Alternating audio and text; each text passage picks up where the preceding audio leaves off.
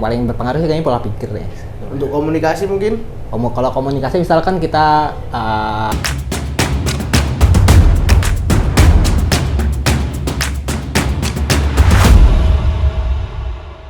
Oke, halo Mas Saad. ya halo juga. Mas Saad ini adalah salah satu peserta Inspiring Batch 15. Betul? Betul. Batch 15 yang sudah lolos kemarin jadi engineer di Factory dan sudah merasakan banyak project atau beberapa project di sini.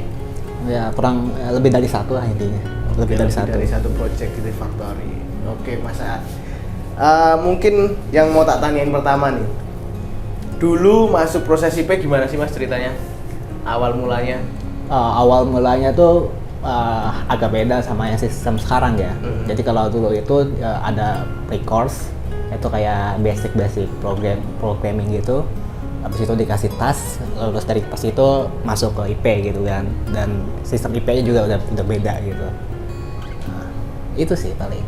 Oke, dulu masuk ke Inspiring ini sendiri awal mulanya itu mungkin boleh diceritain dari proses penemuan tentang program ini sendiri. Oh ya, kalau penemuan program itu tuh ini sih dari ini ya Instagram ya. Ada kayak namanya partnership lah segala macam gitu. Jadi aku ngeliat kayaknya menarik gitu. Jadi aku daftar lah. Oke, sampai akhirnya mengikuti program IP dan jadi engineer di sini juga. Oke, di IP sendiri gimana Mas? Apa yang berubah dari Mas Saad sendiri? Dari mungkin sebelum IP masuk ke Inspiring terus kemudian jadi engineer. Apa yang berubah dan yang meningkat? Kalau secara garis besar sih lebih ke pola pikir. Jadi kita di sini diajarin gimana cara pola pikir seorang engineer gitu. Software engineer pola pikirnya seperti apa yang emang sebelumnya saya belum tahu gitu.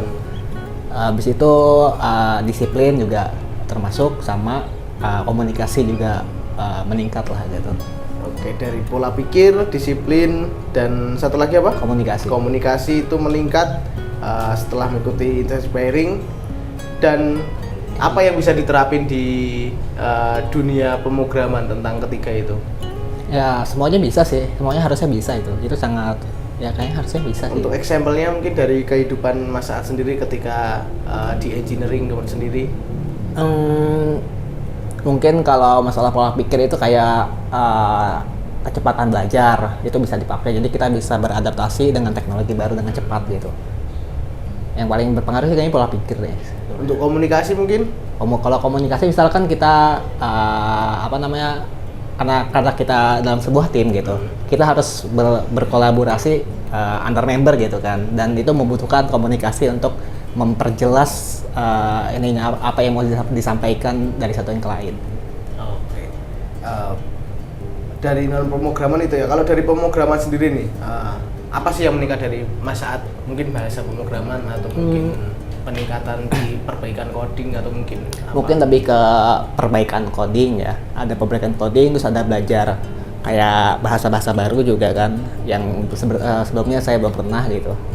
Misalkan saya sebelumnya BE, habis itu saya mengerjakan FE, saya bisa FE gitu. Walaupun nggak jago, cuman bisa gitu kan. Terus saya juga mulai mengerti gimana caranya untuk menulis kode dengan rapi dan bersih gitu. Paling itu sih. Sejauh ini Mas, program IP sendiri worth it nggak sih untuk orang-orang di luar sana yang ingin belajar pemrograman? Worth it sih, worth it karena pertama ini environment-nya sangat mendukung. Jadi di sini tuh sangat mendukung environment untuk belajar gitu. Jadi misalkan yang masuk sini niatnya untuk belajar atau untuk belajar gitu, atau mungkin ingin meningkatkan skill atau pokoknya atau mungkin kepo terhadap ilmu teknologi pemrograman gitu, kayaknya rekomendasi gitu. Cuman kalau orang yang niatnya agak beda itu kayaknya kurang deh gitu, kayaknya karena tempatnya kurang cocok aja buat orang yang nggak ada minat gitu. Oke. Mungkin tips motivasi Mas Saad sendiri untuk orang-orang yang di luar sana yang pengen mengikuti Inspiring nih, apa sih yang harus jadi bekal itu? Jadi bekal sih yang pertama ini minat. Yang penting mah punya minat aja, nggak perlu bakat, penting minat untuk belajar pemrograman atau software engineer gitu. itu kayaknya udah cukup untuk bekal di awal ya, karena emang kalau udah minat pasti dia pasti bisa mengikuti pace dengan cepat atau bisa beradaptasi dengan cepat gitu. Oke. Itu aja sih sharing-sharing kita Mas Saad. Terima kasih untuk dedikasinya di Refactory. Terima kasih sudah banyak berkontribusi terhadap project. Semoga Mas Saad di luar sana tetap bisa sukses dan tetap belajar, tetap memberi pelajaran untuk orang lain. Ya. Thank you Mas Saad. Ya, thank you juga.